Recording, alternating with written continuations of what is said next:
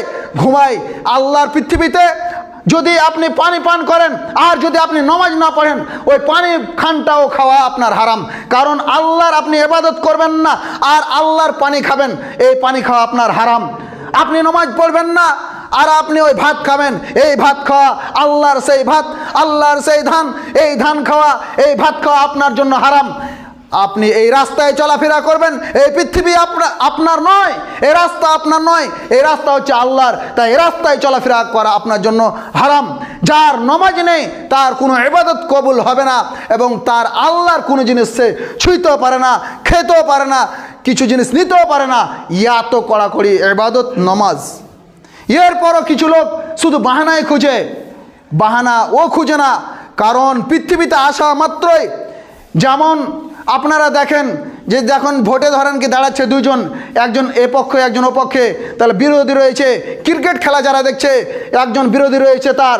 ওরকমই মানুষ আপনার ভিলেনকে আপনি জানেন, আপনার শত্রুকে আপনি জানেন, আপনার ভিলেনকে আপনি জানেন। আপনার ভিলেন, আপনার শত্রু হচ্ছে শয়তান। আপনি যেদিন পৃথিবীতে এসেছিলেন আল্লাহ সাথে সাথে ভিলেন দিয়ে পাঠিয়ে দিয়েছে। আপনার সেই ভিলেন আপনার শত্রু, আপনার সেই ভিলেন আপনার শত্রু সাথে সাথে দিয়ে পাঠিয়ে দিয়েছে। তাই আমেরিকার সাথে যুদ্ধ করা খুব সহজ, ইউরোপের সাথে যুদ্ধ করা খুব সহজ, চীনের সাথে যুদ্ধ করা খুব সহজ, জিতে নিতে পারেন। এ পাড়া ও পাড়ার সাথে যুদ্ধ করা খুব সহজ, জিতে নিতে পারেন। কিন্তু নিজের আত্মার সাথে যুদ্ধ করা খুব কঠিন, নিজের আত্মার সাথে যুদ্ধ করা খুব কঠিন। নিজের আত্মাই আপনার দুশ্মন, নিজের শরীরটাই আপনার দুশ্মন। কারণ এই যে শয়তান আপনার বাধা এখানে বাধা বেঁধে আছে, এই আপনার প্রকাশ্য শত্রু, এইখানটাই আপনার ভিলেন রয়েছে। এর সাথে দুশ্মনী করে একে হারিয়ে দেওয়া পৃথিবীর সব চাইতে কঠিন কাজ। শুধু যারা মোমেন ওদের জন্য খুব সহজ এবং সরল। যারা মোমেন বান্দা এই শয়তানের সাথে যুদ্ধ করতে তাকে কিছু লাগে না। কিন্তু যারা কাফের, যারা মুশরিক, নামের শুধু মুসলমান, এভাবে যে আমি এই জন্যই মুসলমান যে শুক্রবার করে আমরা তো গোস্তের ভাগানি, এই জন্য মুসলমান ভাবছো। কিন্তু গরুর গোস্ত খেয়ে মুসলমান হওয়া যাবে না।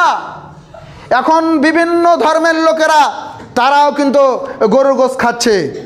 তুমি যদি ভাবো যে আমি মুসলমান, তাহলে পরে তোমার শ্বাস থাকা অবস্থায় তোমাকে নামাজ পড়তেই হবে।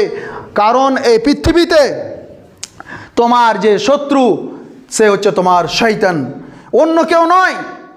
আপনি ওই মোদী সরকারকে হারিয়ে দিতে পারেন, কিন্তু এই যে আপনার দিলে শরীরে রক্তের সাথে মিশে আছে আপনার সে শত্রু, একে হারান, যুদ্ধ করেন এর সাথে।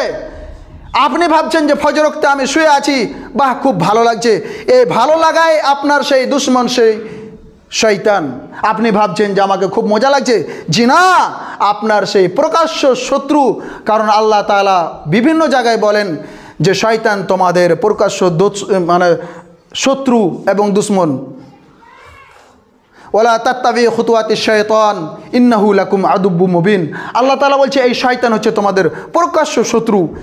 আপনি দেখতে পাবেন না, একজন যে আপনার দুশ্মন তাকে আপনি দেখতে পাচ্ছেন, গ্রামে যে দুশ্মন তাকে দেখতে পাচ্ছেন, কিন্তু আপনার অন্তরে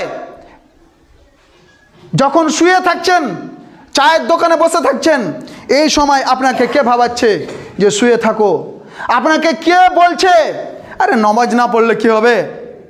কে বলছে আপনাকে? আপনার এই মস্তিষ্ক কে এনে দিচ্ছে? ওই শয়তানি আপনার এই মস্তিষ্কে এনে দিচ্ছে যে নামাজ না পড়লে কিছু হবে না। আল্লাহর যেগুলো আদেশ ওইগুলো আপনাকে করতেই হবে। আর যেগুলো আল্লাহ আপনাকে মানা করেছে সেগুলো তো করতে মানা যেগুলো করেছে সেখান থেকে আপনাকে বিরত তো থাকতেই হবে। কিন্তু যেগুলো মানা করেছেন আল্লাহ তাআলা সেগুলো যদি আপনি করেন, আল্লাহ তাআলা যেগুলো মানা করেছে সেগুলো যদি আপনি করেন তাহলে গুনাহ আছে। এবার আল্লাহ যেগুলো করতে বলেছে ওগুলা যদি আপনি না করেন তাহলে বেশি পাপ রয়েছে। যেমন আল্লাহ আপনাকে নামাজ পড়তে বলেছে, এটা আল্লাহর হুকুম, আল্লাহর আদেশ, তাই আপনাকে নামাজ পড়তেই হবে।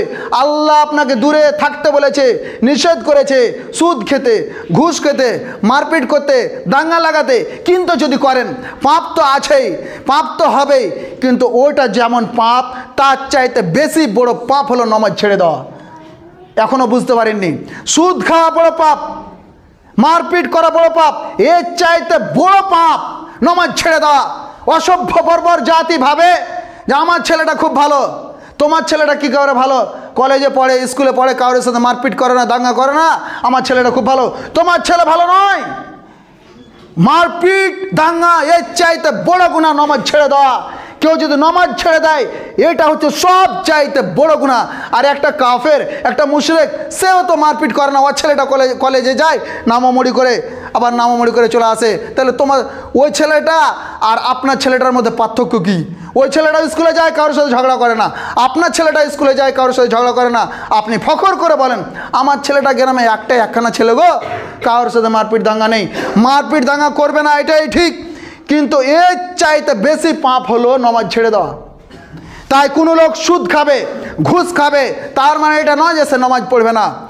নামাজ পড়ে যা ফজিলত, নামাজ পড়ে যা নেকি রয়েছে, যারা সুদ খাবে, ঘুষ খাবে, বেমানি করবে, শয়তানি করবে, নামাজ পড়ার ফজিলত পাবে না, এটা ঠিক।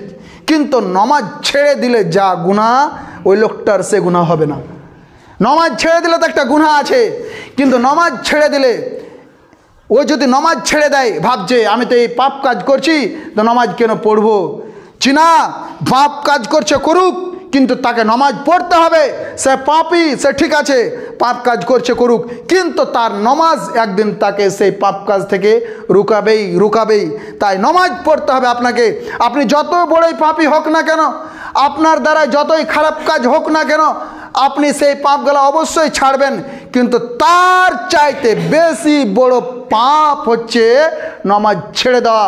তাই আপনি কোনো মানুষকে বলতে পারেন না এই কথা, তুমি নামাজ পড়ছো, এই করছো, তোমার তো নামাজই কবুল হয় না, জিনা, এই কথা বলা যাবে না। কারণ ওর নামাজে একদিন অবশ্যই তাকে তার সেই খারাপ কাজ থেকে রুখবে, অবশ্যই একদিন তাকে রুখবে। এবং তার নামাজ আস্তে আস্তে আস্তে আস্তে এমন হয়ে যাবে, তার মনে এমন চিন্তা দিবে যে অবশ্যই এইগুলো আমি খারাপ কাজ করছি, এই চিন্তাভাবনা তার আসবে। কারণ পৃথিবীর বুকে যত ইবাদত রয়েছে, নামাজই একমাত্র আপনাকে শান্তি এনে দিতে পারে। সূরা রাদ আয়াত নম্বর 28 আল্লাহ তাআলা বলেন, আলা বিযিকরিল্লাহি তাতমাইনুল কুলুব।